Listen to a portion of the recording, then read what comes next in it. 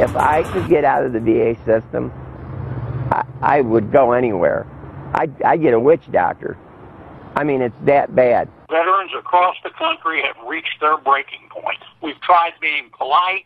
We've tried begging. We've tried writing letters to the VA. They simply ignore us. Veterans again taking on the VA now, saying enough is enough. A national group of veterans and their families have started a campaign called VA is Lying. That message pops up all across the country in the form of billboards and pages on Facebook. For more, let's welcome in J.D. Gordon of J.D. Gordon's Communications. He's also a former spokesman for the Defense Department. J.D., let me ask you, is this desperate times call for a candid or stark campaign? Your take on the VA is lying. Do you agree? JD, it's good to see you. Yes, this is a national crisis. We've got 22 million veterans in this country. They deserve better. Look, there was an IG report that just came out, JD, that showed that 300,000 veterans have died waiting for care. And you know, the interesting thing about that statistic, there's about 300,000 people that work at the VA. So for everybody that works at the VA, there's a veteran who died waiting for care. So that's just outrageous. It makes me think, what are these people doing all day? You referenced that Inspector General's report. The obvious question is, why is it taking so long for the VA in the wake of legislation, in the wake of all the public scrutiny and outrage? Why can't the VA get its act together?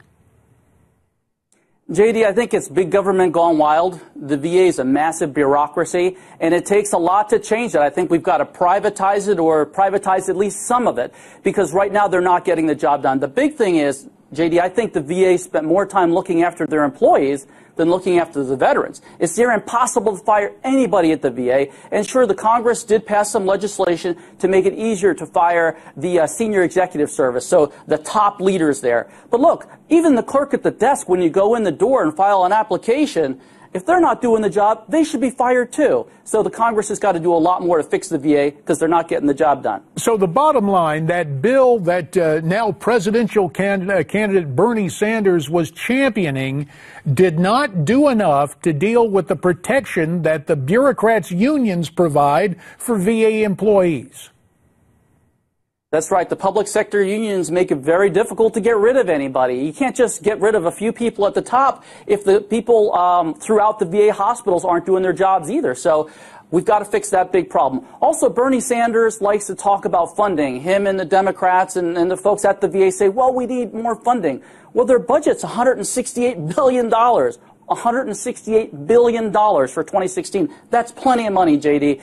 But what the VA was very good at, has been good at, is writing themselves bonuses. So that's where the money goes. It's not a money issue. It's a performance issue, and we've got to fix it.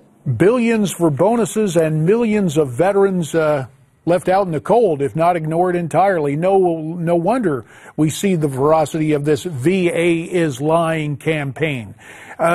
J.D., you've been in public relations quite some time, or as we now call it, communications. Will the message get through at long last, or given the vagaries of politics, are we going to see the VA back on the back burner? You know, I think it probably will be back on the back burner, unfortunately, but that doesn't mean we've got to stop trying. People have to keep trying to make sure that the veterans get taken care of, because what's happening now is just beyond the pale. The enrollment system is so difficult for veterans, and there was even a piece in the IG report that talked about some 10,000 applications just being signed off as complete when they weren't even complete and not even dated. So there's just so much going on at the VA that it really needs to be overhauled top to bottom.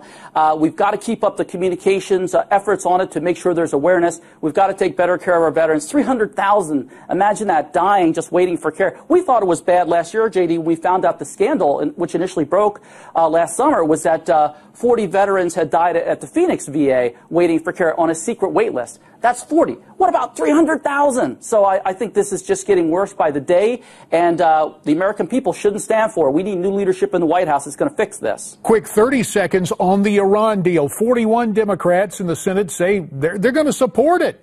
that apparently gives President Obama enough to work a filibuster to stop any GOP effort to undo the deal. Is there any way to stop this deal? Again, 30 seconds now. Well, I think the next president has to stop it. The next president could just tear up the agreement because it's an executive agreement. It should be a treaty, but it's not. So the next president's got to fix it because Iran will get a nuclear weapon with this. And even before then, Iran's going to start getting this $100 billion in sanctions relief. We can't let that happen because they want to wipe us off the map in Israel, too, and also our other allies in the Middle East.